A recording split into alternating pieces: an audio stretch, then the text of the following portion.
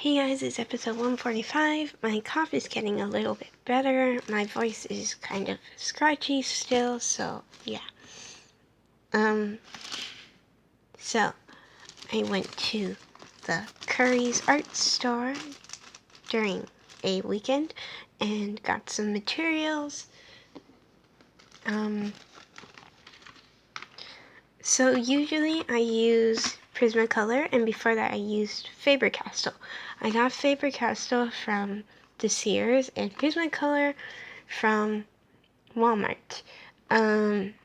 So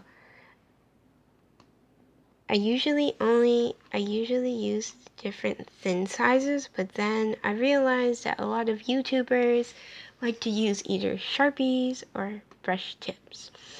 So I ended up switching to brush tip, and that's why I don't use any of these anymore. I just use brush tip, which is working out really nicely for me. I like how it smoothly glides on the paper, and you can do different textures, and it looks really nice. So this is the Prismacolor anime set. Walmart used to carry the outlining markers from Prismacolor, but then they stopped. They only have pencil crayons. They have like the tin cans, which are a little more expensive, and then they have stuff like this. But this one is from Curry's. I bought it because I use a lot of the skin tone and the black, and a lot of these colors will soon run out. And basically, there's more colors than this in my, I think I have like 60 or so pencil crayons. I'm not sure how much I have, but I have it's like 2 or 3 sets of these in one whole container. So yeah, but this doesn't have all of the ones I have, but this one has variety of what I have. This one was around I'm going to say about $15 to $24. Prismacolor is pretty cheap for an art type of project, but it's still kind of pricey to me. I know a lot of people don't want to use it because it seems cheap, but it's really good, and I use it a lot. And then I bought 3 of these. Sorry, I moved one away. I think it's upstairs. But I bought 3 of these. These are Japanese outlining markers. They were the cheapest ones that I saw. To be honest, I wanted a cheaper one. I didn't want to buy a set anymore because I wouldn't be using any of the other types of markers, so I just bought brush tip. And also, I saw refillable things for these, but I'm not sure if you can use it on this Tombow type of product. I'm not sure if it goes with this company as well, but that's it's $8 for a refill thing, but I still have to check to make sure if you can actually do that.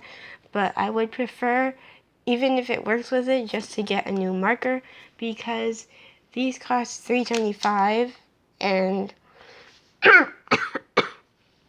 sorry my voice is dying, but yeah.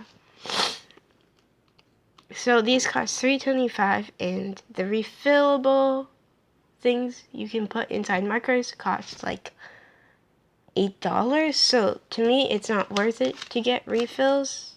I would just buy this, and you can see it says made in Japan. So sorry, it's not focusing. Made in Japan, and yeah, it's actually a calligraphy pen. It's not even but it's really thin, so I feel that it's really good for outlining still. And it's not the final product, but I will show my other product in the next video because it's really big. But this one is an artist sketchbook, and I really was drawn to this one. My dad wanted to get me a sketchbook, but I wanted to get something that draws me to it. I usually don't like using small sketchbooks because I'm really into big sketchbooks, but I'm not into using sketchbooks that often anymore. But sometimes I sketch random things, so I think this would be good if I started sketching animals. So it's 50 sheets. It's 100% recycled paper, which I thought was really eco-friendly and really helpful. What really got my attention was the beautiful cover of the animal itself, like the mountain goat. I think different ones have different animals on them, which is really cool. Robert Bateman does these covers, and it's a WWF. It's mixed with WWF, so I think if you purchase it, you basically give a percent to them. I'm assuming. It doesn't say that anywhere, but usually that's what happens. But this really spoke to me because it's not like it's acid free. It's really like, to me, I feel that this is really good for animals and it's recyclable. So this is really good for the ecosystem and environment. So that's why I wanted this one. This one you can use pencils, charcoal, watercolor, pencils, ink, acrylics, pastels, oil pastels, watercolor, light washes, tempera, and paste ups. And what's really nice is that you can use ink, watercolor, pencils, and oil pastels and watercolor because watercolor goes through a lot of paper and you need to get the right ones. So to have this pretty thick paper is really nice. This one doesn't really have perforated edges where you can tear it off, but that's fine because I usually don't tear it off.